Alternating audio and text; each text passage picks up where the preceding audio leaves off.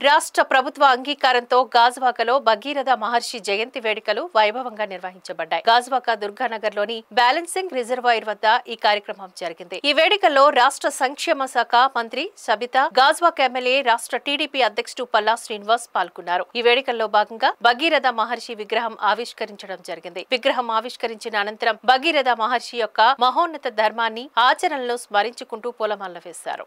మంత్రి సబిత మాట్లాడుతూ ఆయన తన జీవితాన్ని ధార్మిక లక్ష్యంగా రూపొంది కఠోర తపస్సు చేసి గంగా నదిని భూమిపైకి తీసుకువచ్చిన మహా ఋషి అని పేర్కొన్నారు. భగీరథ మహర్షి కథ మనందరికీ ఒక మార్గదర్శకం అని, మనం కూడా ఆయన ధైర్యం, పట్టుదల, అంకిత భావాన్ని అనుసరించి పెద్ద విజయాలను సాధించవచ్చని మంత్రి చెప్పారు. భగీరథ మహర్షిను సగర వంశానికి చెందిన మహాపౌరుడు అని, అతని కృషి సగర వంశానికి మాత్రమే కాకుండా మొత్తం భారతదేశానికి మహానుభావిగా నిలిచిందని కొనియాడారు.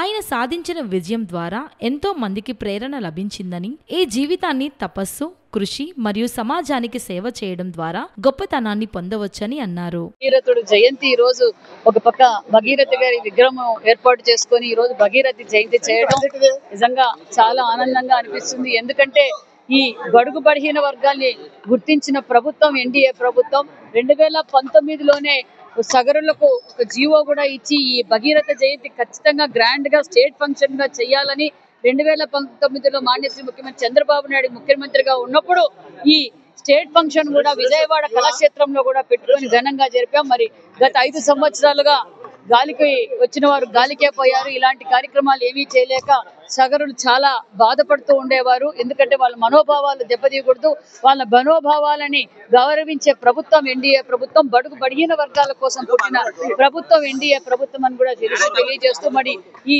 సగర అంటే భగీరథ జయంతి ఈ రోజు స్టేట్ ఫంక్షన్ గాజువాకలోనే ఎందుకు ఏర్పాటు చేశామంటే రాష్ట్ర అధ్యక్షులు ముఖ్యమంత్రి గారి ఆదేశాల మేరకు, రాష్ట్ర అధ్యక్షుల కోరిక మేరకు ఈ రోజు ఈ స్టేట్ ఫంక్షన్ ఇక్కడ ఏర్పాటు చేయడం చాలా ఆనందంగా ఉంది. పల్లా శ్రీనివాస్ మాట్లాడుతూ భగీరథ మహర్షి జన్మించిన సగర వంశానికి ఈ జయంతి వేడుకలు ఒక ప్రత్యేక గుర్తింపుగా నిలుస్తాయన్నారు. ఈ భగీరథ మహర్షి జయంతి వేడుకలు అధికారికంగా నిర్వహించడానికి ముఖ్యమంత్రి నారా చంద్రబాబు నాయుడు 2019లో జీవో జారీ చేశారని గుర్తు చేశారు. భగీరథ మహర్షి ఘనతను, ఆయన చేసిన కృషిని, సగర వంశానికి గర్వించదగిన వారసత్వాన్ని మనం గుర్తించాలని పిలుపునిచ్చారు. అలాగే రాష్ట్ర ప్రభుత్వం బీసీల సంక్షేమానికి పెద్దపీట వేస్తున్నట్లు తెలిపారు. ముఖ్యంగా బీసీ కార్పొరేషన్ ద్వారా 2000 కోట్ల మేరకు రుణాలు అందించడం జరుగుతుందని చెప్పారు.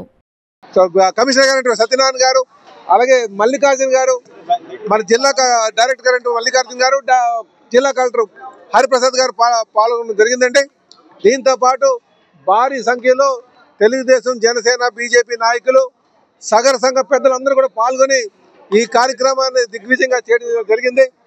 మరి ఇక్కడ సగర సంఘం యొక్క మనోభావాలకు అనుగుణంగా ప్రతి ఏడాది కూడా భగీరథుని యొక్క జయంతి క్రమం తప్పకుండా చేస్తామని చెప్పి తెలియజేస్తూ భగీరథ వారసులైనటువంటి సగర్లకు వారికి రాజకీయంగా, ఆర్థికంగా, సామాజికంగా మంచి స్థానం కల్పించేటట్టుగా మేము కృషి చేస్తామని చెప్పి ఈ సందర్భంగా తెలియజేస్తూ అడిగిన వెంటనే భగీరథ జయంతిని గాజువాకలో మరి ఏర్పాటు చేసినందుకు గాను మంత్రి గారికి, సబితమ్మ గారికి, అలాగే ముఖ్యమంత్రి అయిన శ్రీ నారా చంద్రబాబు నాయుడు గారికి నేను ప్రత్యేకంగా ధన్యవాదాలు తెలియజేసుకున్నాను.